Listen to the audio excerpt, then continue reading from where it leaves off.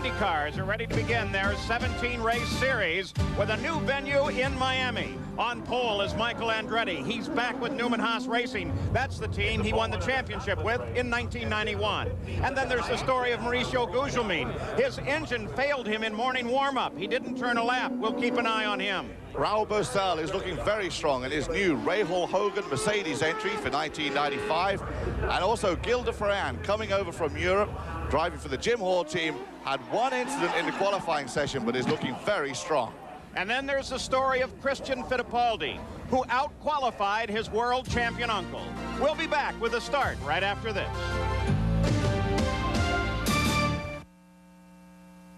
Here as they're on the parade lap, the pole sitter is Michael Andretti. He returns to Newman Haas Racing, where he won a title in '91. Second quick outside of the front row is Mauricio Gugelmin. He moves over to Pac West after leaving Ganassi. In the second row on the inside, the 11 car of Raul Boesel. This year, he is a teammate to Bobby Rahal. Outside of row 2 is Gil de Ferran, the fastest of the 4 first-time starters.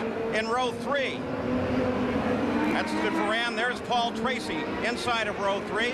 The red and white Newman Haas car is distinctly different from his teammates. And Danny Sullivan will start outside row 3, the number 17 car, returning after a year's layoff from the Indy cars. In the fourth row, that 15 car is Christian Fittipaldi, Emerson's nephew, making his IndyCar debut. And Jacques Villeneuve, the number 27 that's so identified with his father, now adorns his car. In row 5, Al Unser Jr., carrying the number 1 of the defending IndyCar champion. And Scott Pruitt returns to IndyCars after spending last year developing the new Firestone tire. In row 6, on the inside, is Bobby Rahal. Familiar colors, the 3-time series champions, though is this year using the Mercedes power plant. The outside of row number 6 is Jimmy Vasser. The yellow rollover bar will help you identify this car and separate it from his teammate Brian Herta. In row 7, number 16 is Stefan Johansson. Robbie Gordon is in car number 5. The major change here is from a Lola chassis to a Renard for 95. In row 8, Andre Ribeiro, a new team, a new driver to IndyCar, and the only Honda engine in the field. That brightly colored car, nice bright yellow front. And Emerson Fittipaldi, the team, the sponsor, and even the number remain the same as in '94. Row 9, Adrian Fernandez and Teo Fabi. The 10th row, Alessandro Zampedri and Brian Herta. In row 11, Christian Danner and Eddie Cheever. Row 12, Alicio Salazar and Eric Bachelard. 13 is Hiro Matsushita and Dean Hall, and alone in the 14th and final row is Dennis Vitolo. This track here is 1.829 miles around as they gather up behind the PPG pace car and are very close to starting this season. There it is. Keep a close eye on turn 2 and turn 12. We've seen a lot of action there this weekend. Notice, too, that the pits here are curved. Now they begin to slow the field down and bunch it up as they head into the final corner. Pace car is off onto the pit road. Front row nicely aligned. As Michael Andretti takes the green flag, jumps into the lead. Gugelmin to second. Boesel comes up on the inside. De Ferran to the outside. Perfect start. Now they head down the very fastest part of the track. Safely through the first turn. Now on to Biscayne Boulevard, up toward 185 miles an hour, on board with Rahal. That's Scott Pruitt just ahead as he smokes the tires under braking. This is the danger part right there at the chicane. We got to watch it all day. Braking is what's going to be the answer there. Nobody can give it up. That's where you see the tires smoke a little bit. Michael Andretti, car number 6, begins to pull away. He's been absent from the Newman Haas team for 2 years. Now he's back, and he resumes just where he left off in the lead. That second place car is Mauricio Gugelmin. The yellow car is de Ferran. And that's Paul Tracy. Sitting back, he's managed to get around Raul Boesel. You now ride with Paul Tracy. Now he's also the teammate to Michael. That's both the Carl Haas teams, and their cars are identical. The paint jobs are a little bit different, Paul. What Tracy has to avoid is an accident. He's accident prone, and he needs to get off to a good start this year with no crashes. Michael Andretti leads the first lap. Remember, he did that a year ago at Australia, went on to win the race, taking the first lap honors away from Nigel Mansell, the pole sitter. said in the opening, have had problems during practice. There goes through the chicane again. And a lot of them are being careful now. You see they're getting spread out. Look at it right here, how far the cars are. Car into the wall. Car brushed the barrier back there. Looks like it might have been the car running in. It's Paul Tracy. Car was running in 4th place. I guess I spoke too early on that one. Paul Tracy had 3 accidents in practice. He had to get his season started with the new team, proving that he could get through races without crashing. This is a terrible beginning for Paul Tracy. So for the moment, the local yellow flag only affecting that section of the race course, as young Paul in his first race for his new team is out quite quickly. So Paul Tracy walks away. The field continues to race on the rest of the circuit, and now full course caution comes out. So they'll put out the pace car and slow the field while they get Paul Tracy's wrecked car off of the edge of the race course. We're under our first caution of the season here in Miami. We don't know exactly. We're live in Miami. A full course caution underway. An incident started when the 3rd place car of Paul Tracy brushed the wall. He was battling with Gilles de Ferran. Now, here it is. Watch, he goes to the right side first. Now, he's going to go down a long straightaway and keep up the speed. He's just getting started now. And he'll lock, will be going into the chicane. Now watch, he'll start braking right here. You see him braking, he locks the brakes momentarily, hits the left side, hits the right side, just absolutely drove right into both of the walls. Of course, the left one threw him into the right one. Here's a view from the holiday, the 3rd car on the frame, the red and white one, right there comes in, boom, hits the left one, that threw him to the right. He really didn't have any steering, Paul, by the time he got to the right side. But that's Paul Tracy's fault. He drove right into the wall. Watch this on the left. Kaboom! Right there. You can see his head lunge forward. He goes over and hits the right wall. That's the reason we saw both tires on both sides of the cars all bent up. What caused it, Bobby? It was the driver's mistake. He just simply tried to straighten out the chicane too straight, and you can't do that. As you saw from the helicopter view, Danny Sullivan was right behind him and almost collected Paul when he came off of the wall. Coming into this race, there was every reason to think that Paul would be a good rival for his new teammate, Michael Andretti, and that they'd battle it out all season if Paul could overcome his tendency to make mistakes. It was mistakes that crippled him last year, and it conceivably led to his being released from Penske. Now, of course, he continues where he left off with mistakes. Beautiful view here. That's the road so many have taken to the port of Miami, where the cruise ships are docked. You can see them there in the background. Shows you how truly picturesque this wonderful circuit is. And Ralph Sanchez and his Miami Motorsports group have done a marvelous job putting this event together. Matter of fact, there are a whole series of yachts that are on the shoreline right along the edge of the racetrack here. So we are under full course caution. 4 laps have been scored into the record book. Michael Andretti started on the pole and led the early laps until this, actually the early lap and a half, until this incident involving Paul Tracy. Now this turn right here, I want to explain this real quick. Those red things that you see on your screen are actually water barriers. And they're made for safety. Like if you hit those things, they're full of water and it absorbs the shock an awful lot. Robbie Gordon started 14th, moved up to 10th in just 1 lap. Let's go to Jack Arute. Well, Paul, one of the things we have to look at with a new facility is the fact that what are the fuel windows? And everybody's telling us that the window could start under a full course caution as early as lap 18. If that's the case, you see this OP on these Goodyear tires in Robbie Gordon's pit? He scuffed in the optional tire, that's what it stands for, and was the quickest car in most of the practice session this morning. It's a harder compound than what they qualified on. So what the team has done is they've taken the OP, the optional tires, put them on the wall. They are assuming that this race will have a lot of cautions, and they will stay out as long as they can after they duck in around lap 18 and take on the harder compound tire. So with the tires here, Bobby, we're going to see a lot of interesting strategy. Yes, for sure. And another thing you want to remember about that is the cars have to start. Now, you wonder, why did he just go ahead and start with those hard ones? They have to start the same thing they qualified on. Everybody that I know of went with the soft tires for qualifying, Paul. The harder tire, of course, is a little slower, but has better life. We see Paul Tracy walking back. I wonder what could be going through his mind now, because obviously he's going to have to explain to his new team, to Carl Haas, to Paul Newman, to his mechanics, that he's gotten off to a bad start. Sam, that's the 4th wreck or incident that Paul has had this weekend. He's just not getting along with his racetrack too good. And historically, it's typical of him to start a season in the hole. He started with a 16th last year, and he's big trouble. You guys are both former drivers. What does that do to the psyche? Here's a guy that has already had a number of crashes, not only this season, but before. What is that going to do to him? Well, that's bad, and the reason is he just left he was with Penske last year. He wrecked a lot of cars for Roger Penske.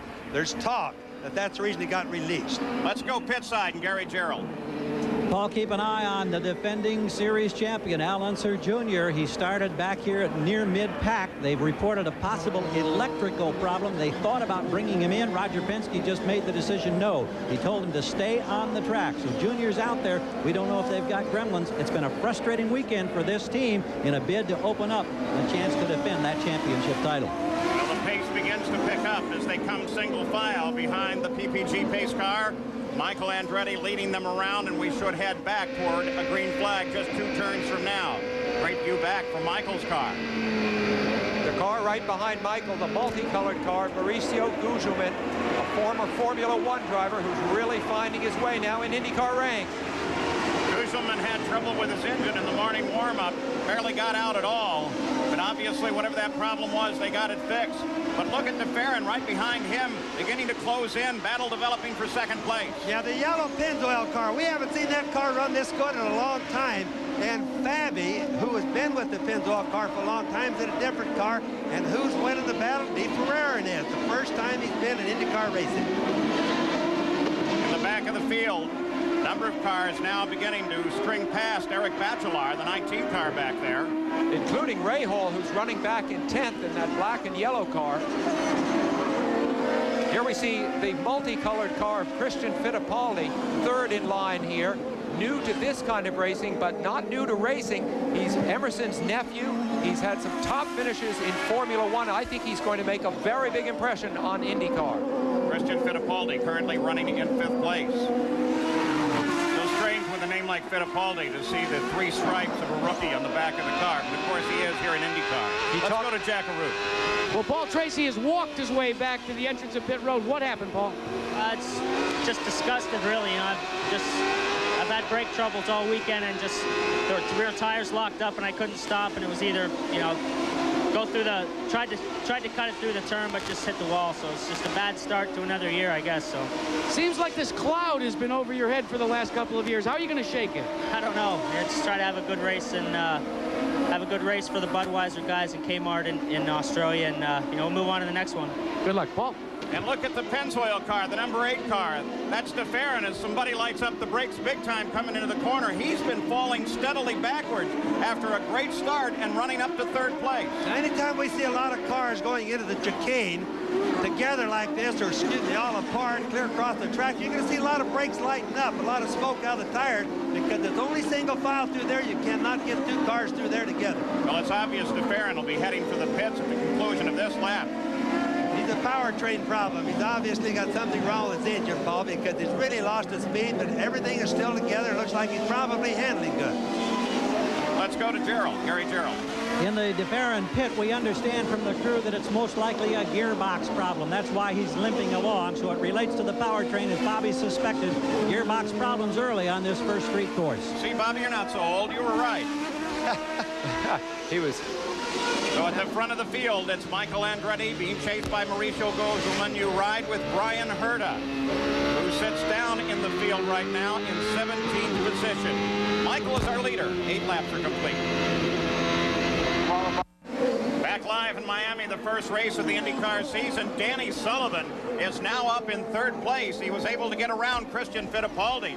And I'll tell you what, for a guy that's laid out for a year, it doesn't look like he forgot anything. Well, he even joined us in the booth last year at Indianapolis, and at that point, I think he could have had a great future in television and any other things outside of the cockpit. But after a year away, he realized how much driving really meant to him, and he had this opportunity with this new team called Pac West. He's come back and made the most of it in very short order.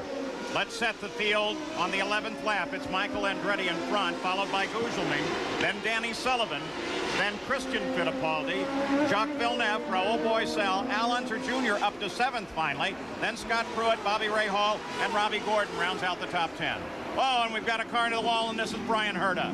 Herta has not had a good weekend. He had a crash on Friday after he had problems with his engine in the first session, and now, of course, he's put it in the wall again. The significant thing here, of course, Brian has very little experience, really, in Indy cars. He drove for A.J. Foyt last year up until his big accident in Toronto, where he was hurt. This is his first race after that. It's only his 6th start in Indy cars. That's a turn where there's been an awful lot of problems, Sam, through the practice and through qualifications. That's turn 12. We've had more wrecks there than probably all the others total together. That's where Tracy had 4 tires, wrecks. yes, that's Tracy had 4 there, and the tires really saved Brian Herta. And you can see he's running without any problems. The tires really absorb the shock of the cars tremendously. In fact, Paul Tracy told me during practice that a lot of sand tends to get up on that turn 12 position. Let's go pit side, Gary. Jim Hall is here and is working with his crew. Can you tell us about this problem hopping out of gear, Jim? Yeah, I can't tell you why. We know that it's got some kind of a gear selection problem. We're trying to figure out what it is right now. It's kind of disappointing for us, but anyway, that's the problem, isn't it? They've had a terrific weekend right up until these opening laps. It's a shame. Well, you can see that despite his misfortune, Brian Herta was able to get back into the action, though now he runs 22nd. Just to tell everybody about the transmissions just a little bit, they're all sequential shift transmissions. They only, like if they're in first, they just keep pulling it back 1 notch, go to second, next notch is third, next notch is fourth, and on up to 6th speed. So when they downshift, they have to go through each one. Or to the motorcycle racers, it's just like, or motorcycle riders, just like a motorcycle transmission. Well, this is the situation that got Herta in trouble and dropped him down through the field. And you can see him coming out of the right-hand turn. He'll be going in to turn 12. Watch here. This is where they all have the problem. There he is. What happens is he brakes, his rear starts locking up, it just starts pushing, and the only way you can go is right into the tires. A lot of the guys have had problems there, and honestly, we can't figure out why. And I think I said that he was into the tire barrier or the wall. Looks like he didn't really touch it at all. Here's Al Unser Jr. in the pit lane. Whether this is an early pit stop or trouble, who knows? He's been running 7th. Way too early, unless they've got a strategy nobody's seen before. Now he's coming in too slow. Everything, he's got problems. There comes the hood off right now. This is the defending champion. And of course, you know that number 1, the number worn by the defending champion, has been an unlucky number historically through the years. In the last 23 years, the car that started the season with number 1 on it has only managed to be champion twice. Let's go pit side, Gary. Well, it is that electrical gremlin that they had a report on earlier, and they've got all the wiring harness out on the left side, the right side of the cockpit, replacing some of the electronics. They're hoping that that will cure it. But boy, tremendous disappointment for the man who dominated so much of '94 with his 8 wins, Paul. Well, Gary, we've seen a number of electrical problems throughout the practice and qualification. Is heat maybe a factor? I have not heard anybody express that exact concern, Paul. I don't think it's that abnormally hot, and of course they anticipated it would be close to 80 degrees today. So we don't believe that's to be the case, but then again with electronics, who knows for sure. Exactly. I think what we're going to find on that, Paul, is heat is not given a problem. It may be hurting a few things, but it's the first race of the season, and it's the first time the cars have ever been pushed really hard under race conditions for anybody here. A spectator this year, Mario Andretti, also the Grand Marshal at this event, watching his son start from the pole and lead the race. We'll be back after this message and a word from our ABC stations. Back live at Miami. Boy, talk about a team that has come of age. Those 2 cars are the Pac West team. They run 2nd and 3rd. The 18 car of Gugelman, followed by Danny Sullivan in the 17 car. They're definitely the group to watch this year. They run 2nd and 3rd behind Michael right now. They had such a terrible year last year too, Paul. You know, and look at them. They're both real pretty red, white, and blue cars. They've got to really be a happy team. And they're going to give a black flag to Al Unser Jr. He broke the pit speed limit when he came in, hit 88 miles an hour. They only allow 85 here. Gary Gerald? Well, he just served the black flag penalty with a stop and go. It was an alternator control box that was fluctuating, and so they made the change. They elected to bring him in and make the change rather than risk having the car die on course and then be stranded for the rest of the afternoon. Also, Emerson Fittipaldi, Unser's teammate, has no radio contact with his pit. Behind the first 3 cars, here comes Al Unser Jr. after making his stop, and here is the fight on the circuit. At 15 cars, Christian Fittipaldi, and chasing him is Jack Villeneuve. It's a battle for 4th place. Gary, you mentioned Emerson's problems with the radio. He's way back in 13th position. A very bleak day for the Penske team. Al, of course, started badly last year in Surfers Paradise and came on speedily and won the championship. But the feeling this year is things are going to be different for Penske. A much tougher year ahead for them. Well, you know, Sam, they've been testing all winter, and of course the rumor mills get wild, but they say that they've had problems with the car. Now, the car's not changed much from last year, the Penske car. Minor changes to it from what we read and hear about. But for some reason, they've lost what they had last year. Now, knowing Roger Penske, they won't do this much longer. He'll just change the last year's setup and go with that. So Christian Fittipaldi and Jack Villeneuve continue their battle. Right behind them is Boycel, then Scott Pruitt, then Rahal. As we look further back in the field, here comes Bobby Rahal. Honda power last year, Mercedes power this year. We're just going to climb on board. Bobby and Sam, relax. We're going to enjoy this.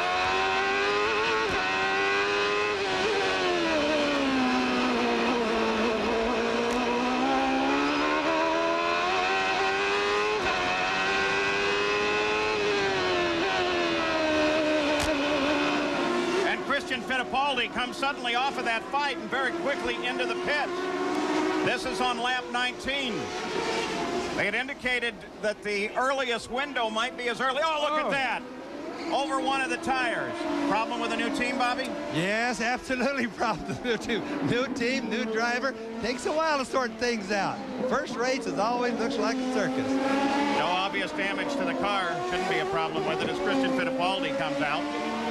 No, but in the driver's mind, now watching as it happens again, there are some under-body aerodynamic pieces there that could have been damaged that we can't see yet. And the driver always has to wonder, did I hurt the suspension? Can I trust the car after this? Car looks good, there's really no damage to that, Sam. But they'll take a lot more than that. The problem is that could have really been bad. I mean, these pit guys are the guys, the tire changes that made the mistake because they had the tire tucked, the front tire tucked right into the rear there.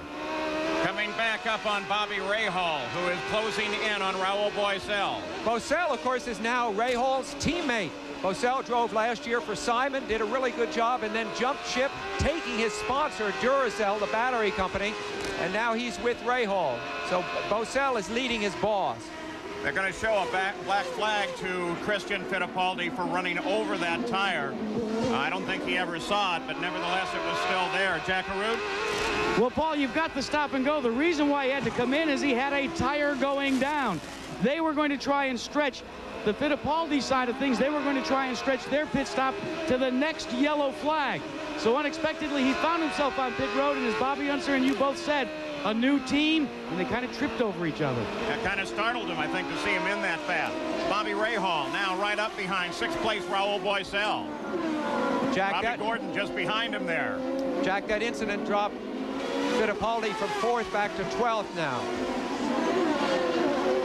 Well, you know, Sam, that isn't quite so bad. He made his pit stop. He does have fuel. What's going to really hurt him is another stop, a stop and go under the green. That's really going to hurt. That's like double jeopardy. Now, it'll really be bad if all the other guys happen to get a yellow for their pit stops.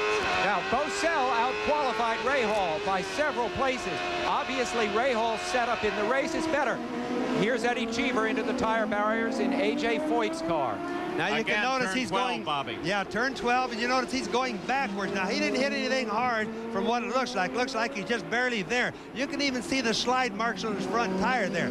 The problem is they all seem to have problems here, and even now. I'll bet the drivers can't tell you why. It just happens. There is a little ripple-y quality to the pavement as you come in. What happens there, and I noticed this now, during the practice session, I stayed out there in that turn to see what the cars were doing, and that's exactly what happened to this one. Eddie Cheever, they go into the turn a little bit wide, the rear tires lock up, it changes direction just like his did. And Eddie managed to stall the car. That's the problem. Yellow flag only in that area of the course. Michael Andretti, the leader of the race, now by 10 seconds over Mauricio Gugelmin and Danny Sullivan, the Pac West teammate. Beautiful blue skies overhead, temperatures in the 80s. Farron is back into the pits, and so is Al Unser Jr. with 21 laps complete.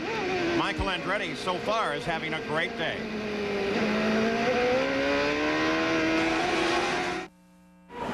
Back live at Toyota presents the Grand Prix of Miami, and this just happened, bringing out a full course yellow. The pace car will come out. That's Andre Ribeiro, and he got together with Adrian Fernandez. They're both sitting by the edge of the course. Here it is. Oh, just came down on top of him. Well, Ribeiro came right down on Fernandez. That was not Adrian's fault. He's in the Gallus car. That one right there, the Tecate car owned by Rick Gallus out of Albuquerque. It wasn't allowed to drive forward. You could see Ribeiro just came right down on him. There was nothing he could do. It was barely a minor touch, but nonetheless, it was in the turn. All right, let's go pit side and Jackaroo. Well, an uneventful first stop for Michael Andretti. As he came in, they took on 4 tires. They're back out with a full load of fuel. The same cannot be said, however, for Raul Boesel. Boesel got into it with another driver just before the display of the caution, and he actually had to come back in 1 lap too early. Robbie Gordon is in. He's taking on those harder tires. Let's check in with Gary Gerald. More problems for Team Penske. This is Emerson Fittipaldi on the sidelines now. Engine shut down. Changing electronics. I think they're changing the engine control module, the so-called black box. It's more electronics. Al Unser Jr. had been in, was out, and came back in. It was a battery that went down and caused the engine to misfire. That's why he was in the second time. So the defending championship team struggling on the streets of Miami, Paul. Well, the second full course yellow of the day. All the teams decide a good time to make a pit stop. Good time to get carburetors back on the cars, I think, Paul. Get rid of that electronics. Who was that, Sam? Looked like they were really pouring a lot of water through that turbocharger. And we got a little bit of a turbocharger fire on the back of Eddie Cheever's car there. You see it burning on the left side. They should be able to put that out fairly quickly. 30 laps complete, 90 scheduled. First full course, our third full course caution of the day. Michael Andretti is still the leader. Mauricio Gugelmin second. Jacques Villeneuve has moved from 8th up to 3rd place. In 4th place is Danny Sullivan. 5th is Scott Pruitt. 6th is Bobby Rahal. And Robbie Gordon, who started in 14th, is now 7th. Well, of course, you hear about Toyota possibly coming back with Dan Gurney as the team leader. Bobby, you drove for Dan Gurney. He built the Eagle cars with which you were so successful. It would be great to have him back in this series. Well, not only that, Sam, there's just going to be another new Eagle. Now, I think this is the neatest part about the whole Toyota thing is Dan Gurney and Toyota building their own thing. So Dan Gurney will be back in the chassis building business. I just talked to Kathy Nealon last night. It's almost done. Here we go, green once again. So now we're going to find out what condition Michael Andretti's car is in. If he's able to continue out front, we'll know it's probably okay. That predominantly green and yellow car there is Salazar, with Jacques Villeneuve coming up behind him. Salazar is Dick Simon's new driver, 40 years old, veteran of IMSA competition. You see the car on the right there, just going through the turn. And there is the true battle for position. Sullivan just behind Villeneuve and then Pruitt. Then this car, Rahal and Gordon just behind him. Pruitt is driving a terrific race, currently in 5th place on the new Firestone tires. He's been out for a year and he's come back hot.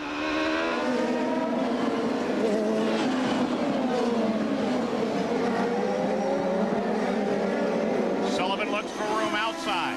Pruitt closes in. Great fight here. Sullivan's last win was back in 1993 in Detroit. He's been out of business, so to speak, since then. But this team, which it seemed like a long shot, really, may not be at all. It may be one of the best teams in the business right now.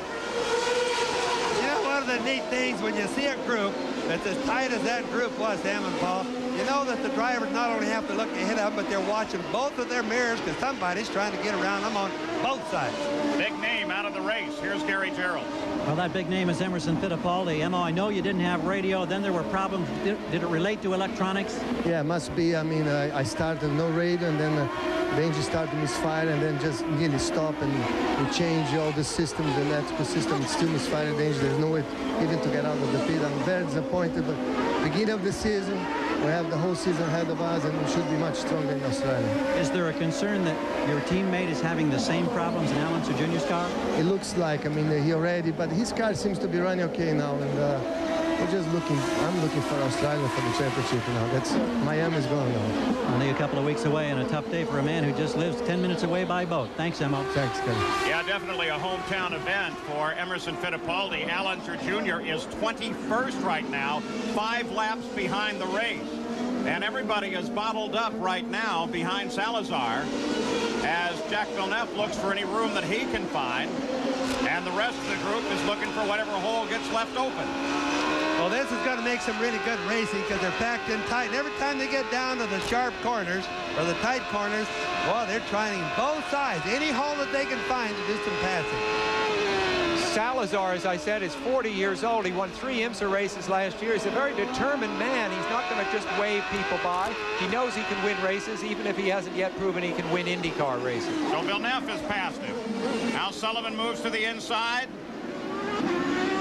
So does Pruitt, so does Ray Hall, so does Robbie Gordon.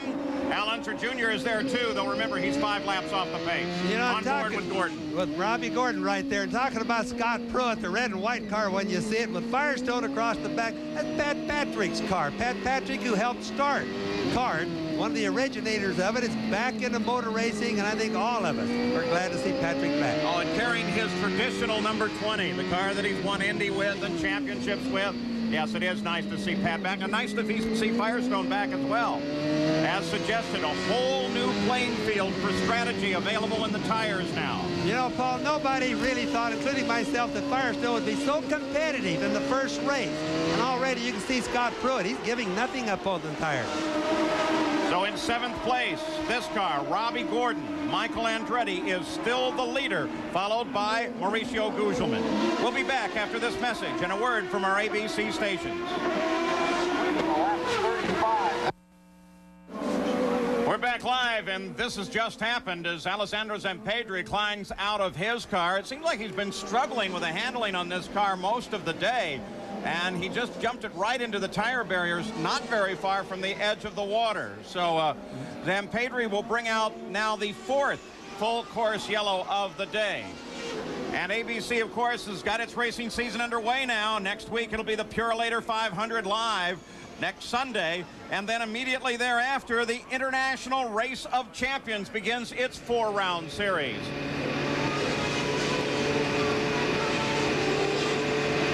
So full course yellow once again. That familiar number 6 out in front with Michael Andretti at the wheel and Alessandro Zampedri.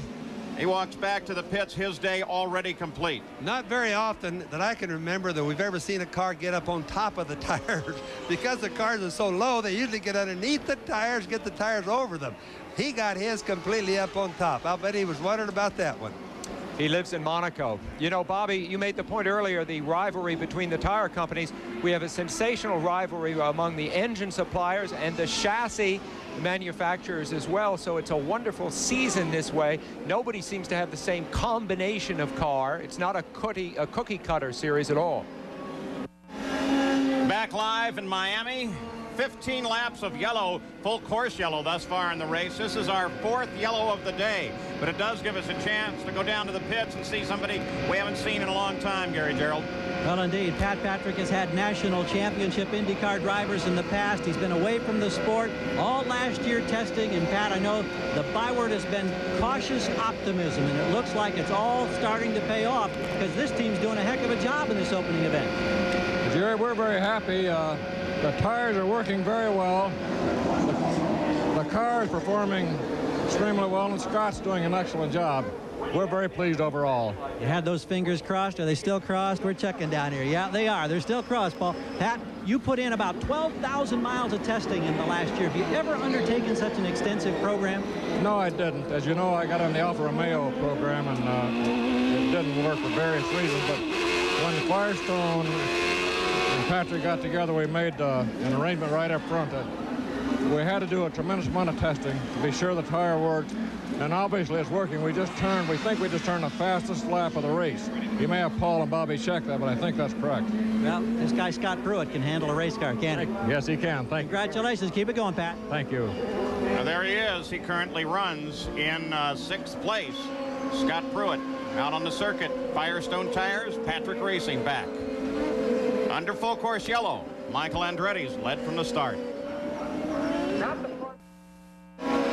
We're ready to go back to racing as we're live from Miami, and look at this. Here are the leaders of the race. After this yellow, they're all lined up together. Michael Andretti turns toward the green flag.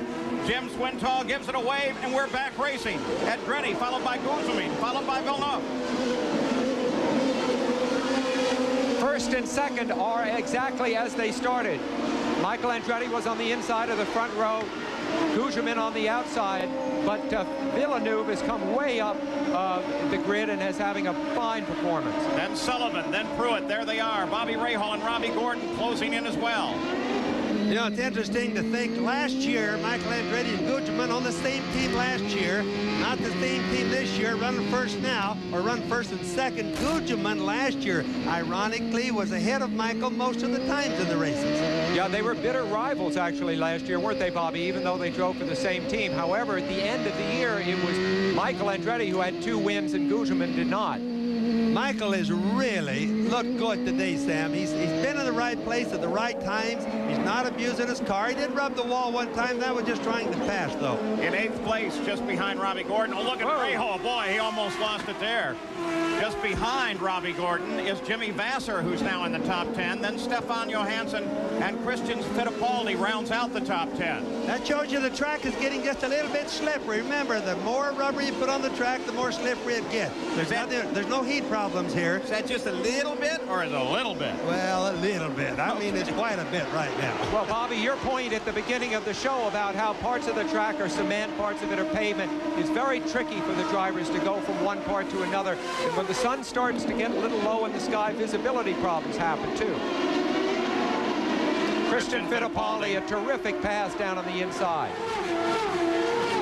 So Christian Fittipaldi moves his way up. He's in the top 10. Christian Fittipaldi is one of the fast drivers on the track right now, you guys, because after all, remember, he had the black flag incident. He had the problem in the pits. He's really moving that car. I think we're going to see him move up. As Christian made that move around Stefan Johansson, moved up into 9th place. He's got Vasser right ahead of him now. That would be 8th place. And then Robbie Gordon just in that blue car. There's Gordon just disappearing at the bottom of the screen. So it'll be interesting. I think Fittipaldi is going to pick off 2 fairly big names, 2 American drivers here in the next couple of laps. He's charging at the back end of Jimmy Vasser, who has had a great weekend here. New team for Jimmy, driving for Chip Ganassi. Robbie Gordon worrying him to death. You see Robbie Gordon there going by first of that group. He's going to be on the Home Improvement Show with Tim Allen March 28th. You might want to watch for that. So Christian Fittipaldi moving up. Stefan Johansson's not really happy with the pass that was made. I mean, it was a good pass, but I think he wants to get right back around him. Boy, when Christian pulled out there, was going to pass going into the chicane, I thought, wow, I've got to see that if he goes through with it.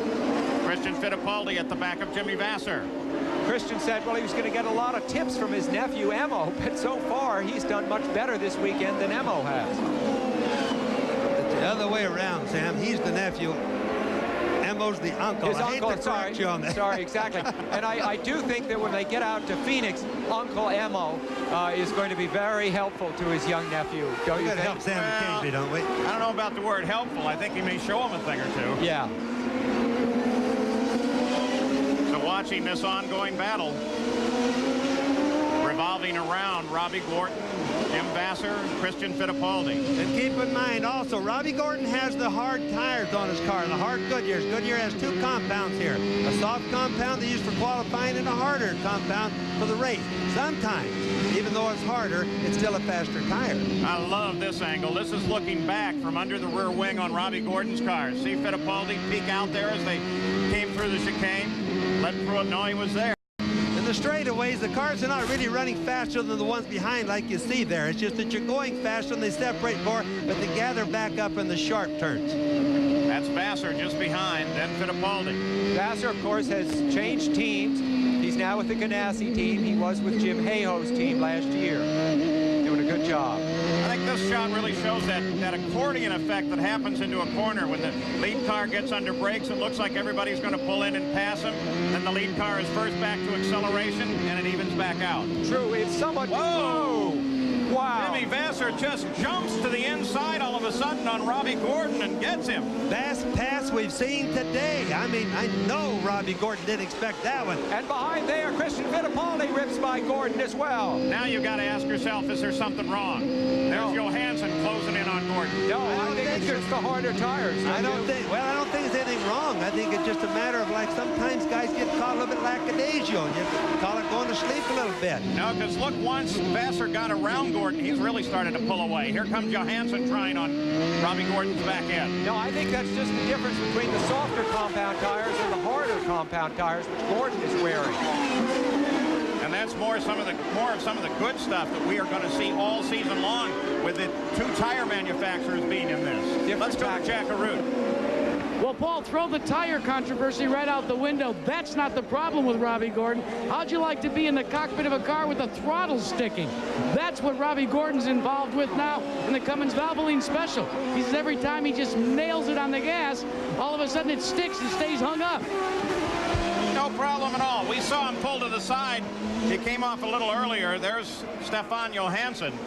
And obviously, whatever problem he has, he has is terminal. Yeah, that's a 94 Penske car. There's no accidents or anything like that we can see. It's just probably an engine or a transmission problem. Well, I caught a glimpse of him slowing down just a few moments ago while Jack was speaking. Here we'll get a look at it. He had been running in 10th place. Stefan, of course, the Swedish driver with the background in Formula One, drove for Ferrari. That's also a 94 Penske car. It makes one wonder right there the problem happened.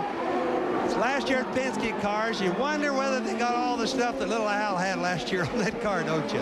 Well, we're just a little over halfway here. Johansson out of the race, Jack Arute. Well, Paul, Bobby Unser still hasn't lost it. He surmised that it was a transmission. That's exactly what Stevie Johnson radioed in to Tony Bettenhausen. He says the transmission's gone away. Stevie Johnson, our nickname from Stefan Johansson. There are other nicknames. We won't use them here, right, Bobby? One good race driver, too. I really respect and admire that guy. He's really taken under the American scene, too. Back to the leader of the race. We haven't seen much of him, and that's because he has been so powerful here at the front of the field. Michael Andretti, now 4 seconds out in front of second place Mauricio Gugelmin. There comes Gugelmin off the corner, but look, he's being challenged by Jacques Villeneuve right now. And waiting in the wings is Danny Sullivan and Scott Pruitt. Villeneuve, remember, in the blue and white car, was a rookie last year, but he won at Elkhart Lake. He had a brilliant pass there near the end of the race that secured that win for him. And today, he is one of the fastest cars on the track. Probably second fastest compared to Michael Andretti. You know, we're over halfway into the race, and these guys have not let up on this battle right here the entire distance. So the price of racing is going to get pretty rough as we get near the end here. There's Mauricio Gugelmin. Jack's just behind him. We could be due for stops any time now. Michael Andretti has gone 23 laps since his last pit stop, and several of the crews have started to lay out the equipment for the second and what should be the final pit stop of the day. And Michael peels off and heads into the pits. He's in the very first pit, Jack Arute. And Paul, all he was yelling on the radio as he came in is right front, right front. They seem to think that maybe he had a right front go down, so they elected not to push the window any further than they had to. You're right, this should be the final stop for your leader. But boy, talk about living under, now he's killed the engine. The engine is dead, Paul. Oh, they've got a broken control arm on the front of the car. On the right front of the car, there's a broken control arm. Tom, reach down and pick it up. That's the side of the car, of course, that hit the wall earlier, so it makes you wonder if perhaps this wasn't something destined to happen. Of course, it's so easy to touch a concrete wall around here. This is really, really sad. Michael, at least from our vantage point, has done such a good job today and really controlled this race entirely. Yeah, there's the arm that's broken. The day is done for Michael. They may get him back in the race, but not in the lead. Mauricio Gugelmin's now the leader. This is very bad luck for Michael, but on the other hand, it's very good luck that this didn't break in a way that put him in the wall out there on the track. Exactly. Yes, you're absolutely right there, Sam. So for the first time in his IndyCar career, Mauricio Gugelmin is the leader of the race.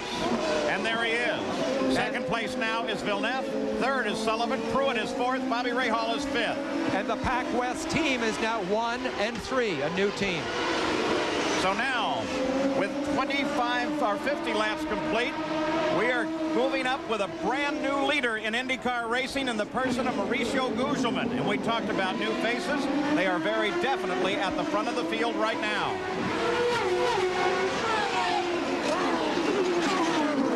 You know, this is really working itself up to be a good race. There's Gugelmin right there, Villeneuve right behind him, and a whole bunch right behind them. Certainly the international flavor is being borne out. Gugelmin, the Pac West team.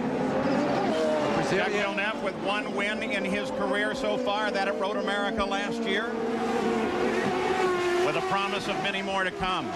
We're not going to sell Danny Sullivan shy. You know, he's in 3rd place. Danny is racing. He's really become a racy race driver right now. So this is what put Michael Andretti on the restart up against the wall and broke the suspension member. We'll be back after this message and a word from our ABC stations. Back live in Miami as Bobby Rahal continues his pursuit of Scott Pruitt and Danny Sullivan in a continuing fight for 3rd place.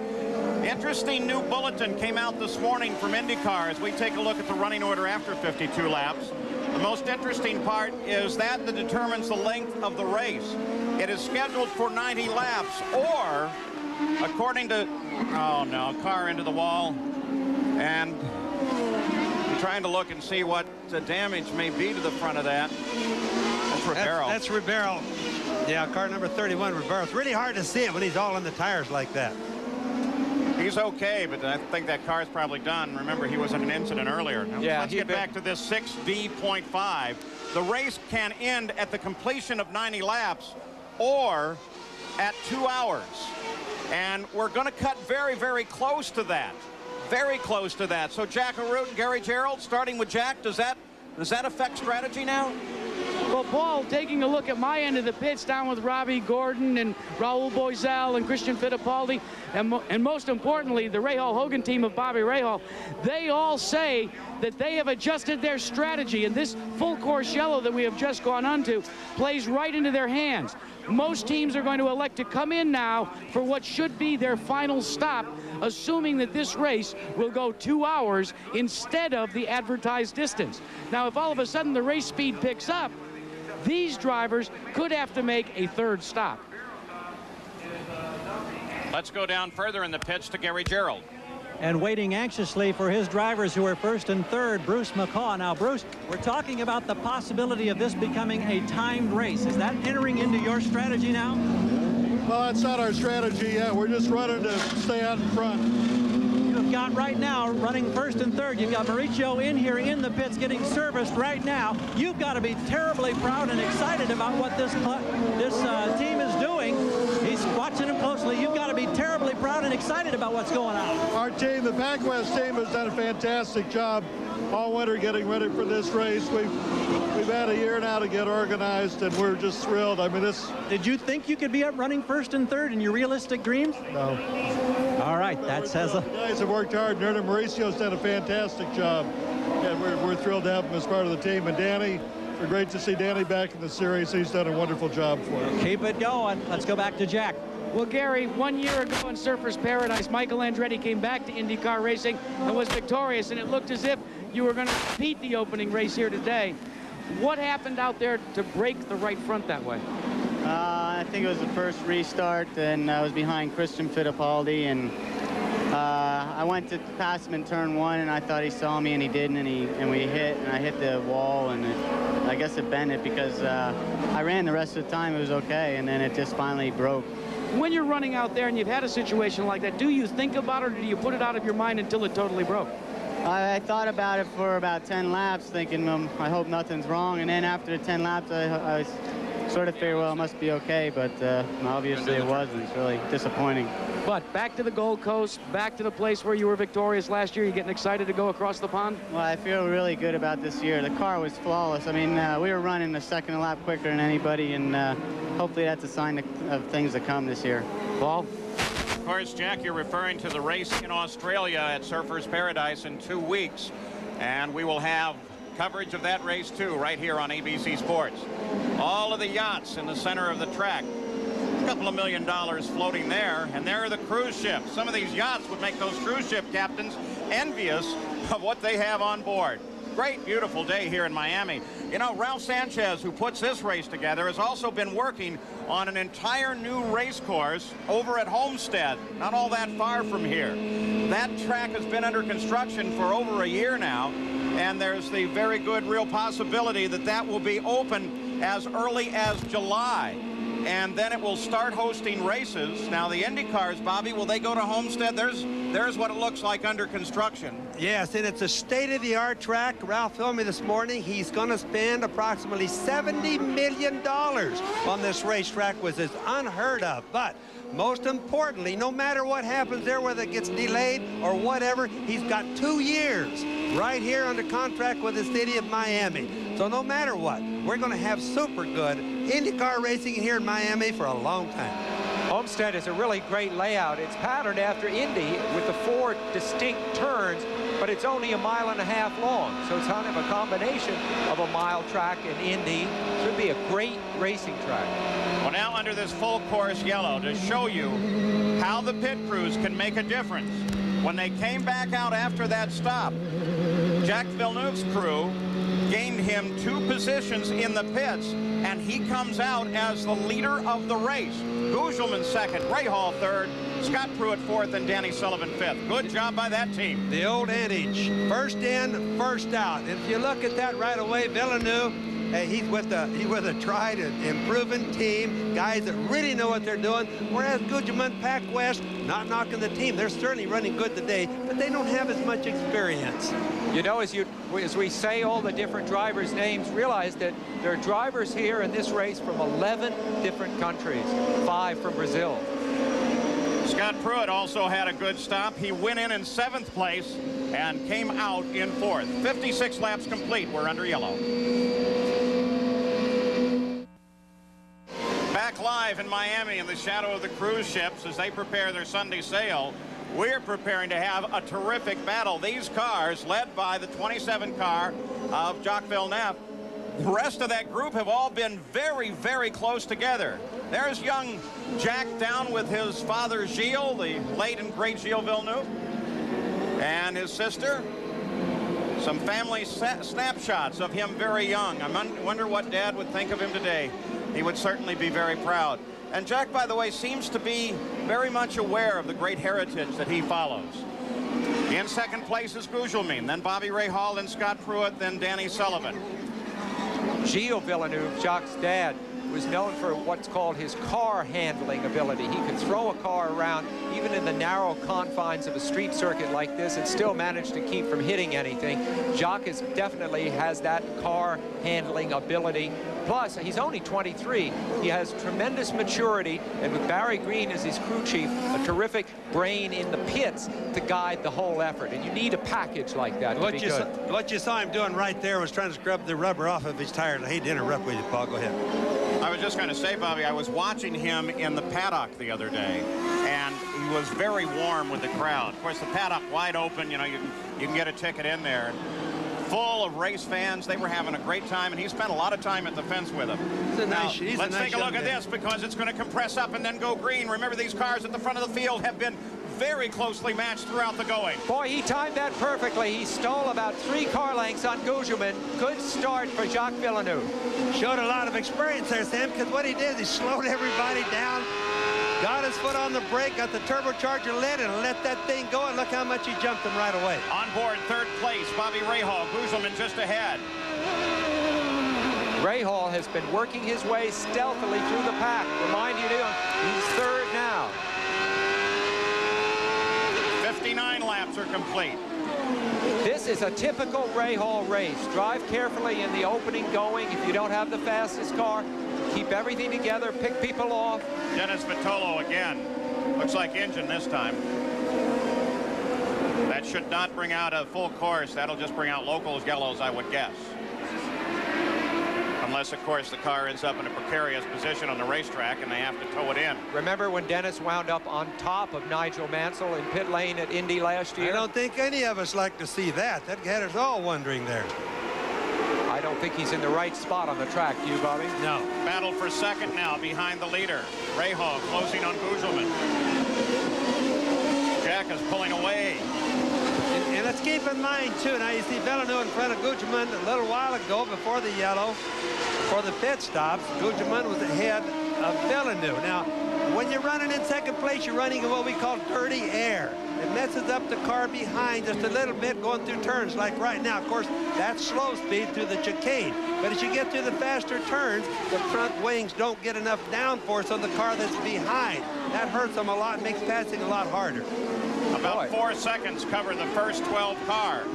Rahal and his team have done more testing this year than any other year. They did 4,000 miles compared to a high of 3,000 any other year before. It's obviously paying off right at this moment. They seem to have a very well-balanced car right now. Bobby Rahal is tired of doing development work. He wants to race this year, and he and Carl Hogan have told everybody, this year we're going to race. Development time is finished. Well, they tried their own special chassis, then they tried the engine program with Honda. Neither of those things paid off for them. They were ambitious ideas and could have put them way out front. Now they've gone back to what you might call off-the-shelf stuff, and they're doing beautifully. Bobby Rahal, of course, with Mercedes-Benz power. But Bobby Unser, that is not the same Mercedes-Benz power that won the Indianapolis 500 last year. No, and I'm glad you brought that up, and it's time to explain it. This is really a copy of, or not a copy, but a similar thing to the Ford Cosworth engine, or what was the Elmore engine, or what was the Chevrolet engine before. Built by Elmore Engineering in England, it's just an updated version and Mercedes-Benz redevelopment or development of an engine. So it's still a very small 4-cam turbocharged small engine with just standard boosters, all the Cosworth engines have and everything else. 161 cubic inch engine. I asked Paul Morgan, one of the builders. The manufacturer is Ilmore, and Paul Morgan is the more of that. And I said, what can you do to an engine? What were you concerned with an engine that's formula has existed for so long? He said he's trying to get it to turn a little faster, and they worked very hard on helping it economize fuel this year. I think the distinction that should be made, though, is it's not the kind of engine you might find in a Mercedes car, a street machine. It's built purely for racing. But what they did, Sam, to make it better than last year, or make it different, was they made it breathe better. Air is what makes engines run. If you put air and then put some fuel with it, they make more horsepower. And they definitely have more horsepower this year than they've had in the past, but it isn't the same engine. It's a development from that engine. Danny Sullivan working on 4th place, Scott Pruitt. Look at how exciting this is. They are not stretching out. They're compacting. It's very good racing. First 5 cars all right together on the race course. One just more little thing on the Mercedes thing. When we do go to Indianapolis, of which we'll be covering at ABC this year, they won't see the same Mercedes engine they saw last year. They'll see Mercedes engines there, but it won't be the rocker arm or what we call the stock block engine. That formula is effectively outlawed. It's outlawed. It won't happen anymore. We don't even see those engines around anymore, but I know all the fans ask me constantly about the Mercedes engine. They mean the one that little Al won with last year. 62 laps now complete. You see Bosell and the Duracell car leading. Christian Fittipaldi, both these men have had their troubles throughout this race. They're battling now, as you see, for 7th place. I think we're going to see a lot of both these men at the front throughout the year. They have good cars and they're extremely good drivers. Remember, Bosell is now the teammate to Bobby Rahal. Rahal is running 3rd. By the way, Michael Andretti came back to tell us that he thinks he identified Christian Fittipaldi, that car that you see right there, as his problem, the number 15 car that came across him and made him brush the wall. And now he wants to correct that because he believes that, in fact, it was Eliseo Salazar. Fittipaldi, it's a little offline. Gives the room to Vassar, and Vassar goes inside. He got into the speed bumps, had to slow down, and of course he lost a lot because of that. You can't get the car up on these curves or into the speed bumps very fast because you have problems with it. That's a classic example of what one small little mistake means. A whole car length lost and a place lost. And on this track, even getting on the curbs, as we watch the on-camera shots, we see the curvings all the way around there on the left, all around. They don't run much on them here. They're very slippery. Also, you see they're all painted. Paint doesn't make it get adhesion, it makes it more slippery. Riding, of course, with Brian Herter, his teammate Vassar, 2 cars ahead. So the Chip Ganassi team well represented in this shot. 64 laps complete, 26 to go. They're averaging a little over a minute a lap, so it looks like without any new caution periods here, this course will run to its 90-lap conclusion. But it's going to be pretty close. There's Vassar in the red car with the STP decal on the side of it. That's Vassar, then Fittipaldi, and then Herta. There's Herta just coming in the top of the screen. Jimmy Vassar's an awfully good race driver. With Jim Hayhoe last year, under finance. Jim's a long-time good friend of mine. Got me into flying a lot of ways. Talked to him this morning, Sam, and Jim just said he didn't have enough money to keep the gap up. He had a good driver in Vassar, so he had to join with Chip Ganassi on the target team right there and become a member of that. Besides that, he says he's saving an awful lot of money himself personally. Well, Vassar had a 3rd place finish last year. He has been very, very good. Of course, right now he's running 8th. Very proud promoter here, Ralph Sanchez, says the crowd here is 90,000 today, completely sold out, turning people away. The Super Bowl held here, 72,000 at Joe Robbie Stadium. Let's go to Gary Gerald. A couple of updates, Paul, concerning the defending champion Al Unser Jr. He's having to come to the pits about every 6 laps. One of the batteries that controls an alternator control box and other electronics keeps draining and the car begins to misfire. So they change a battery about every 6 laps. They're doing diagnostic work, but clearly he's just out there trying to learn more and more about a brand new race car. As for Jacques Villeneuve, we talked briefly with Barry Green, asked him if there were any concerns whatsoever. He says our concern is we've still just got too far to go. And looking at the history of this weekend with all the incidents, we're just hoping that he can stay and keep his nose clean. Other than that, car is working beautifully. The 64 car is Christian Danner. He started in 21st position. He now runs 11th. Nice steady fire throughout the entire run of the race, and you got a glimpse of Adrian Fernandez there, involved in confrontation earlier, but was able to get the car back into the running. 66 laps now complete. Jacques Villeneuve may be looking at his 2nd IndyCar victory.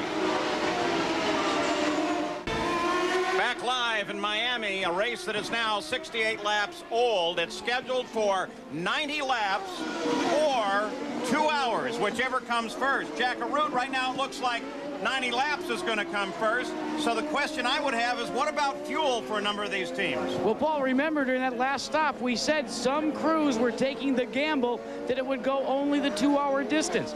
Now everybody's recalculating because the speed is picked up. They feel they're going to go to the 90 laps that was advertised. And here's what's happened. Bobby Rahal says they have enough to go the distance, enough fuel. His counterpart, Raul Boisel, does not. They feel they will have to go back and have a splash and go. For Robbie Gordon, the situation is thus. They feel they've got enough, but his problem is with the throttle sticking. He may have to come in as well. What about your end of the pits, Gary? Well, Jack, everybody that we're checking here seems to be in good shape. That group includes Jacques Villeneuve. They say they're right on target. They're delighted with their fuel mileage they're getting thus far. Scott Pruitt's crew says the same. They're good till the end of the race. Also, the Pac West team, Gugelman and Sullivan, okay to the end of the event. Villeneuve is the leader. There's 2nd place, Mauricio Gugelman, Bobby Rahal 3rd. Scott Pruitt. First 3 cars are on Goodyear tires. Scott Pruitt is on Firestone. Danny Sullivan runs in 5th place. But we watch now the 18 car, the Pac West machine of Mauricio Gugelman, who's trying to stalk down the leader of the race. There's no more affable driver than Gugelman, accessible to anyone at any time, a terrific guy to be around. Just think, if a race were to end like this, think how bad that the Pac West guys are going to feel knowing that they actually lost the race in the pits. Not on the racetrack, but in the pits. Well, take it the other way. How good are Barry Green's guys going to feel that they won it in the pits for Jack? They're going to feel really good if that's what happens. And, of course, they'll spread more money around, right? That's right. Remember, in this day and age, it isn't just the driver or the driver in the car. It's very much the crew chief that counts. As a tactician, a man who works out the overall strategy as well sometimes. Barry Green is always mentioned among the superstars in that category. If you race Barry Green, you know you've really got your hands full. That's a lot of what makes our racing really good, Sam, is the pit stops. That really makes it exciting because it's like you said, it's teamwork. Danny Sullivan, the year off didn't hurt him a bit. Well, he has dropped, of course, from third and a more ambitious positioning on the track, now down to fifth. You wonder about his fitness. He is 44 years old, the second oldest driver in the race. Emerson Fittipaldi, 48. I doubt it. I mean, he's been pouring on the fitness as only he can, exercising, but there's nothing like driving a race car. Danny could conceivably be tiring. Just speculation. Robbie Gordon just went out and around Eddie Cheever, putting him down a lap. Eddie Cheever runs in 16th place, driving the famous 14 of A.J. Foyt. We were watching Robbie Gordon a couple of days ago when he was out here running, and we watched his hands. You watch his hands on the steering wheel that you just saw there, how smooth it is. The other day, he was jerking all over the track with the car that he was in, ultimately having some accidents, having some problems. He's really smoothed out during the race. Now, that's what his car owners and that's what his sponsors are looking for. The boy really has a lot of talent, but he needs to smooth out a little bit. And he also, Bobby, needs to win a race this year. Oh, Danny Sullivan loops it in front of Robbie Gordon. Gordon climbs on the brakes. He gets around him. Danny's going to try to get the car going again. He's got the engine still fired. Jimmy Vasser comes around. Christian Fittipaldi comes around. These cars don't have a good turning radius, and he's not going to be able to back that thing up. They got a terrible turning radius. He needs somebody to push him back. He needs those men to come out. Look at him giving him the hand signals. Yeah. He needs it so desperately. He's done such a good race. And he's losing it right now and losing it bad. One of the IndyCar safety teams, as well as one of the course marshal members, is there. And they need to get through that fence and get Danny going. Danny Sullivan was running in fifth. Look at this man is thinking he wants to get through the fence. He needs to do it. He wants to get pushed back. It's almost past tense now because it's going to be too late. Here he comes. You can see the rear wheels lit up. He got her loose, spun it around. But show you about experience, he's keeping the engine running. Now, while the engine's sitting there, incidentally, it's getting hot because there's no air flowing to it. They'll get hot in a hurry. Now watch, he's turning to the left as far as he can, but like you said, Paul, they won't turn very far. He's run out of room, he's on the grass, he's against the wall. All right, now put this one into the strategy. Let's see how fast they can get that car off of the course as we ride with Robbie Gordon, because they've just gone full course yellow. So once again, the time factor may be a factor. Look at that. Remember when Danny spun in front of Mario Andretti at Indianapolis and went on to win? That anniversary is coming up exactly on its 10th anniversary this year. That Robbie Gordon did not know which side to go on. Boy, was he trying to make a decision there. So with a full course yellow out once again, 72 laps or 90 of complete. Might be a 2-hour race as well. We'll be back after this message and a word from our ABC stations. Back live in Miami, that's Alicio Salazar standing over on the left side of your screen there, looking down on his number 7 car that did this under the full course yellow. Look at the vortice coming off the wing through that smoke. Does that tell you something about downforce? Oh, man. You know what really is happening there, Paul, is the cylinder heads or something breaks and the water is going to the turbocharger, causing all that white smoke. Nevertheless, it fogged the course up for a bit. We were under full course yellow anyway. It may lengthen that a little bit. 74 laps are complete. And we'll see whether or not this turns out a timed race. Of course, in 2 weeks, Sunday, March 19th, here on ABC Sports, IndyCar action goes down under. The Australian IndyCar Grand Prix. Don't miss our coverage from Surfers Paradise in 2 weeks, right here on ABC Sports. So the leaders, once again, packed up behind the pace car. 10 cars, all right together there, all fighting for position. As they get Danny Sullivan back underway so he can rejoin this pack. But he'll be well down in the field. When the race resumes, it's going to be an incredible struggle between the youth of Jacques Villeneuve and the experience of Bobby Rahal, I think, as this thing develops, because I think Rahal may very well get past Guzman and take on Villeneuve. You don't see Guzman as a factor? I see him as a factor. I think we're going to see a lot of Bobby Rahal. Let's get a pool going, Sam. I disagree with you. Robbie Gordon went out to make a move, tried to get around Scott Pruitt, battle back in the field. Didn't get it done. Focus is on the front. Gordon, boy, he came way wide off of that corner. On board, Robbie Gordon. You can see all the fence wavering. That's from the air that the cars are disturbing as they go by. They're not really hitting the wall, causing the fence to do that. And that's a chain link fence.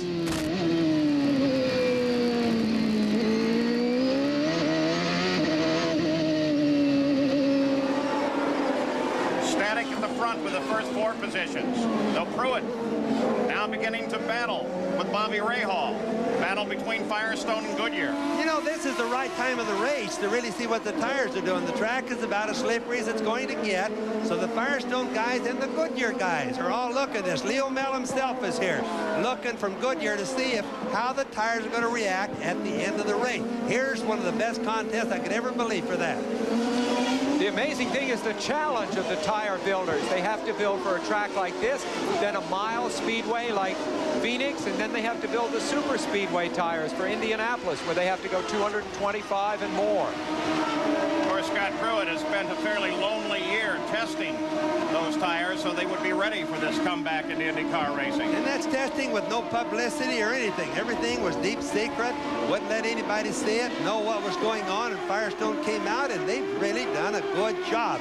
I'm sure that Leo Mel from Goodyear is really watching that today, wondering, did Firestone really catch up this quick? Everybody maintains position. Fittipaldi working at the back of Jimmy Vasser. Villeneuve, Gugelman, Rahal, Pruitt, Robbie Gordon, top 5. Then Vasser, Fittipaldi, Brian Herta, Raul Boisel, and Christian Danner rounding out the top 10. Vasser is that target car in front there. The second target car in the line right behind Fittipaldi is Brian Herta. Herta, remember, injured badly at Toronto last year. This is his first race back. He's had the whole winter to convalesce. It's good to see him racing again, and competitive, too. On board, Brian Herta, the 8th place car. Villeneuve is 9/10 of a second ahead of Mauricio Gugelman in front. We'll keep looking here. The onboard cameras in the cars, we can watch the guys' hands, and especially on this track, see how much they work. That kind of tells you how they're handling and how hard they're hustling the cars. Brian Herta, for example, really is smooth. He's just glass smooth. Boy, very tidy at that chicane for Herta, for sure, Bobby. Oh, Fittipaldi's right there at the back of Vasser's car. Fittipaldi making a charge now. Battle for 5th or 6th place. Battle for 6th. Remember, Fittipaldi having his first race in an Indy car. Do not confuse him with his uncle Emerson. Did I get it right? You got it right, Sam. Good. 77 laps complete, 90 laps scheduled distance. We're still looking at a race at distance. But the 2-hour time limit is going to be fairly close behind it. 10 cars all on the leader lap. Tires after a yellow are always a little bit faster. You see that most of the passing and most of the charging and most of the fights going on right after yellow. They'll lay back sometimes, let their tires cool off, because these cars really use their tires hard. And so then they only have a little bit before they get them hot again to make another run for a pass. This is a good battle between Vasser here and Fittipaldi, representing Vasser, of course, a great up-and-coming American driver. Fittipaldi, a guy who was coming up through the European ranks, has finished as high as 3rd and 4th in Formula One. Look at that. Oh, Christian Fittipaldi right underneath it. Scared him so bad that Herta came under him, too. Whoa. There's something wrong with the car. It just almost quit and slowed down. Look at it dart. Big time. Al Unser Jr. right behind him. Al goes well off the pace of the race. Yeah, there's something went wrong with the car there, because it doesn't slow down that much just because he made a little bit of mistake. Can you believe a race, an IndyCar race in this age, where we have not seen Al Unser Jr. almost all day, way out front? Isn't it amazing? Well, let's consider this. If he stays where he is, Al Unser Jr. won't finish in the points. Emerson Fittipaldi won't finish in the points. They were 1st and 2nd in the points last year. Other considerations in that whole points battle, you're going to see a lot of names. Paul Tracy won't finish in the points. He was 3rd. Michael Andretti, who led this race and took the pole, only leads here with 2 points, 1 for leading the most laps and 1 for the pole, and that's it. You know, with Vasser's car, it almost looked like maybe it didn't pick up the fuel for a moment there. He was hooked up and going real good, and all of a sudden it just quit. Then he gets back up to speed. Sometimes, and remember, this is the first race of the season again, the fuel tank sometimes suck a little bit of air, the lines do, through the fuel tank, and it caused them to quit momentarily. Sprint to the finish now here in Miami. The first race on this circuit that uses part of Biscayne Boulevard past the Freedom Tower, the old customs house here. You can see it there just briefly in the shot of the skyline of Miami, and Brian Herta's into the barrier. Into the tires pretty hard, and he's got some stuff bent up there, so he won't be doing very much more. I think he's going to be out of the race right there, Paul. He wants him to back him out. But now, as we close with just 10 laps to the finish, the officials will have to make a decision of whether or not it's worthwhile to put anybody on the course and get him out. Dean Hall comes very slowly past that scene. Notice that Rahal has closed up on Gugelmin. I missed my guess, of course. I thought Rahal would get by Gugelmin, but I think he's able to press him pretty hard. And we go full course yellow.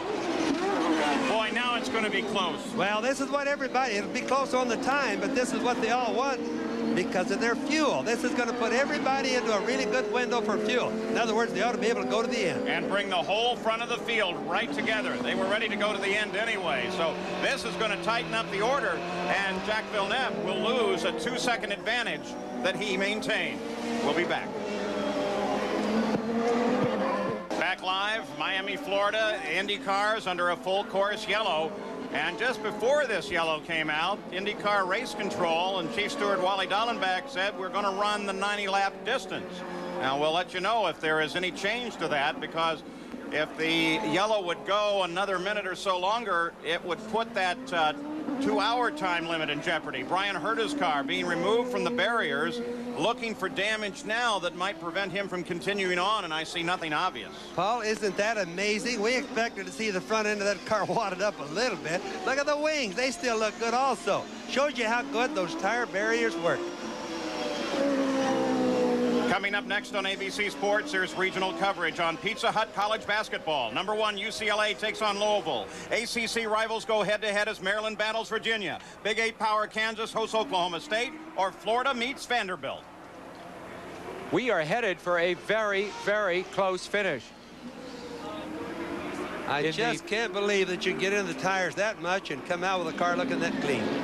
Jacques Villeneuve had offers to go into Formula One this year. He decided to stick with Indy cars, get more experience. As I said, he's only 23 years old.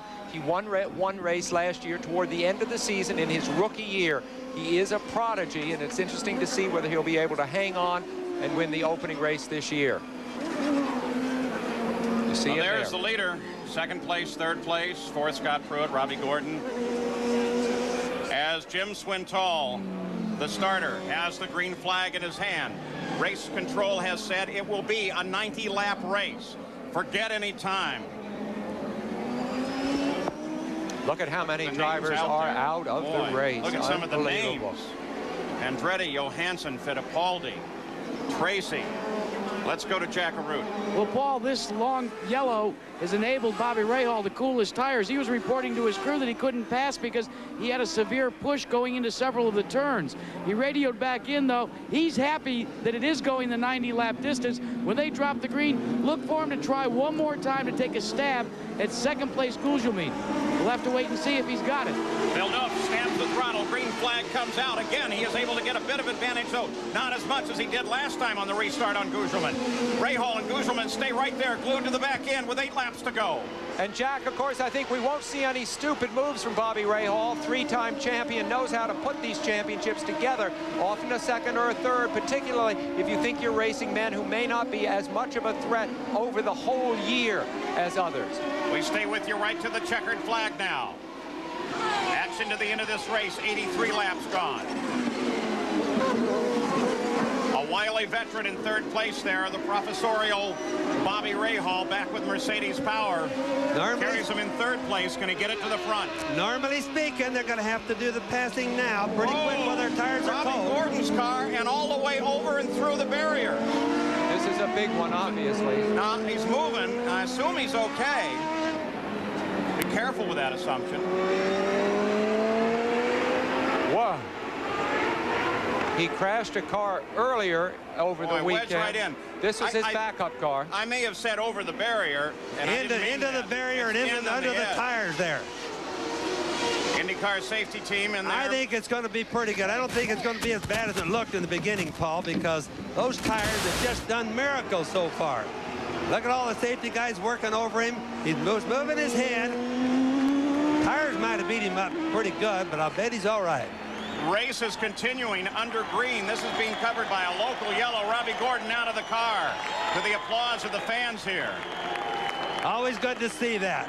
But he was strapped with the tires. They had him tied inside the car. Well, what a race he's driven, too. The sticking throttle through the entire day. Maybe that's what put him off here.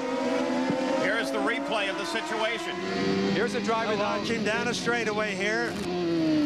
Going fast. Loose. You can see the rear end jumping around his car. Whoa! Now, that one I can't answer. Why it jumped out did not show on the cameras. And by golly, I couldn't figure that one out. Boy, Bobby veered to the left there. He didn't seem to correct the steering to indicate that he knew something was wrong either, Sam. Again, yellow only in that area of the race course. We're racing the rest of the way around. Here's the incident again involving Robbie Gordon. He got loose there. The rear end came around. You can see that. Looks like he's okay here. Just a slight turn to the right. No big deal. And look at the car. Just goes straight. He locked up the tires just at the last minute. But we still didn't see any indication what went wrong unless, like, for example, a tire went down really quick on it. You're quicker than I didn't even notice the lockup. I'll tell you what, though. Take a look at that car, that condition, that situation, and stop and think how safe they are. I mean, they're so well built. Oh, think how hard that is on his heart, though, to just to go directly at that kind of speed into the tires. It's really, you just don't know how hard you're going to hit. A little over 4 laps to go. Jacques Villeneuve looking for his second IndyCar victory, but the decision not yet made.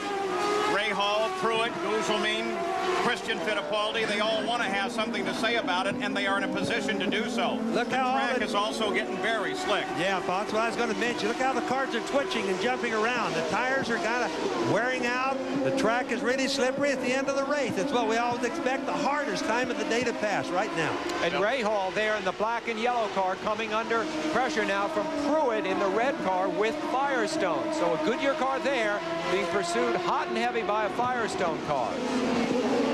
Villeneuve is 1.1 seconds ahead. An eternity on a race course of this style in these closing laps. And able to pull away now for the second or third time. Well, the yellow, of course, helped him by pulling all the back markers into the back of the field, so he knows it's clear sailing to the checker. Exactly. Pruitt and Rahal. Rahal holding down third. What a terrific thing for Pruitt to pass him and get a podium finish for Firestone on their first try back into IndyCar racing. That could happen. I don't remember, Sam and Paul, ever seeing Pruitt, or at least my memory doesn't serve, that he's ever driven such a good, consistent, and hard race.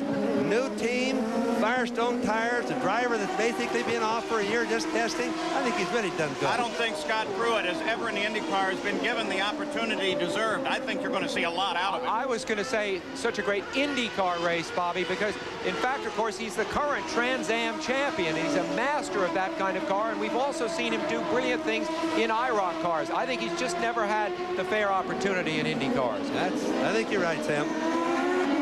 Rahal, you see the serial scoring up through the race, started 11, now runs third. It's hard to make a pass here. I mean, we've seen passes. It's all waiting for somebody to make a mistake. That's really what it's all about. Like Pruitt would like to push Rahal hard enough to make him make a mistake. And that's exactly what Rahal's trying to do, the man right in front of him there. 3 laps to go. We'll go the distance here. Rahal, 3 times national champion, battling men who don't have anything like his credentials. Fuel should not be a problem for any of these cars. They should all have enough. There's the leader. There's the interval.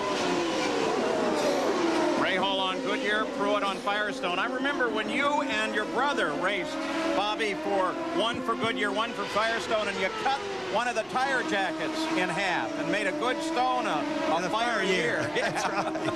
That's what my parents used to wear. Villeneuve, of course, the youngest driver in the race. First time carrying 27. The coming in of Firestone to this race is certainly going to make IndyCar racing better. At number 27, of course, his father made so very famous. Boy, I'll Gugelmin. tell you what, that's not much of an interval at all. I know he's commanding it right now, but all it would take is just a little twitch. Just a little slip. In other words, he wouldn't even have to do very much. He'd get past right now. So he's being very careful. And that's one of the reasons why he isn't pulling away very much at all, is because he's being very careful.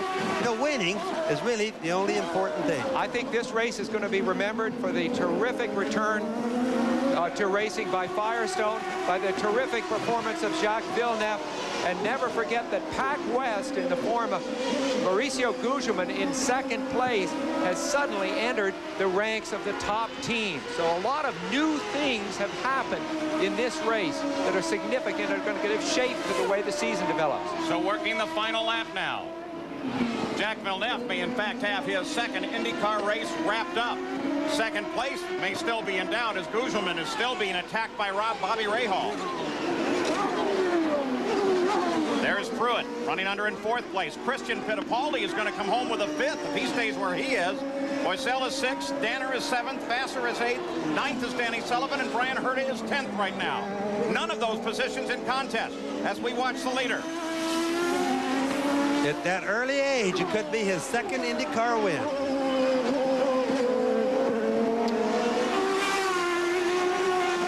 Boy, is this a future champion of IndyCar? Look how smooth.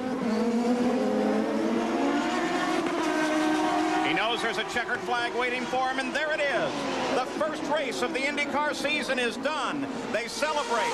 In Jacques Villeneuve's pits, he has taken his second IndyCar victory. Gugelmin comes across the line in second, followed by Rahal, followed by Scott Pruitt, then Christian Fittipaldi in fifth. In sixth place, Raoul Boycell, then Christian Danner up to seventh. Jimmy Vassar in eighth.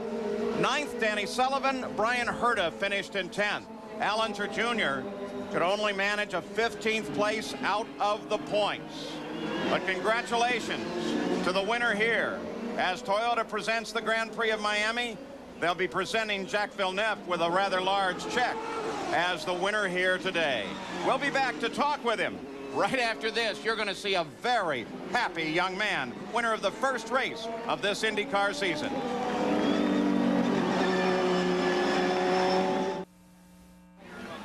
Boy, take a look at this celebration. Winner's circle. Jacques Villeneuve had just pulled to a stop and climbed out of the car. Jack Arut's right there. Well, Paul, it's the first victory for this team. Team Green coming together after last year being involved with Forsyth Racing as well. And Jacques Villeneuve, congratulations. First victory of the 1995 season belongs to you. Sorry, say that again? Congratulations. Thanks a lot. I'd like to thank the guys big times because we won the race in the pit stops and they did tremendous pits.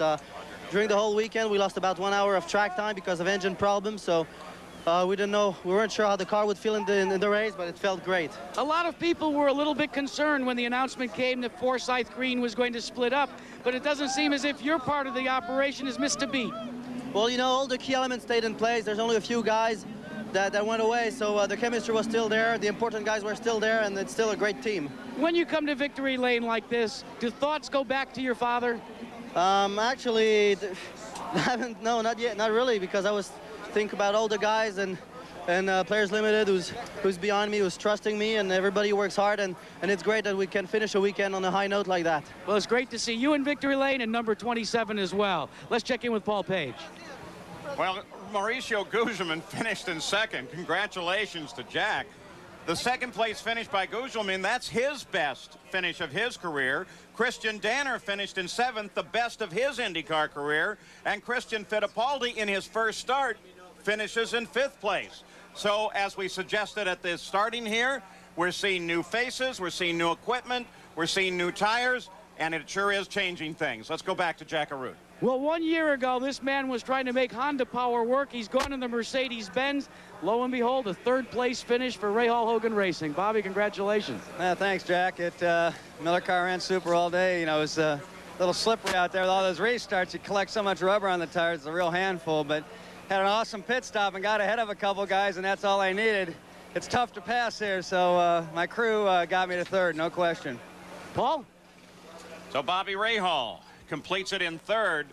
The winner of the race, of course, Villeneuve. These are the unofficial results. He wins in a Ford Cosworth-powered Reynard. Gugelmin also in a Ford Cosworth car. Bobby Rahal, the top Mercedes. And Scott Pruitt on Firestone tires, the highest Firestone finishing car. Goodyear taking positions 1 through 3. Boy, there's a prediction of what this year is going to be, don't you think? No question we're going to see the tire battle seesaw as we get to different types of tracks. I think one of the main things from my part is we've seen more competition, more capable guys of winning races than we've seen for a long time, Paul. Let's go back to pit side. We're going to look at the end of this order here and look at the big names that are down at the bottom of the order. Let's go back to Jack Arute. Well, Mauricio Gugelmin comes up in the runner-up position. Another brand new team. Great finish for Pac West. Your thoughts about this second-place podium finish? I mean, basically it was good for the first race for the team. It's a new team that's going to show the way it's done this year. We did a great winter testing, and Bruce Macau has put a very good team together.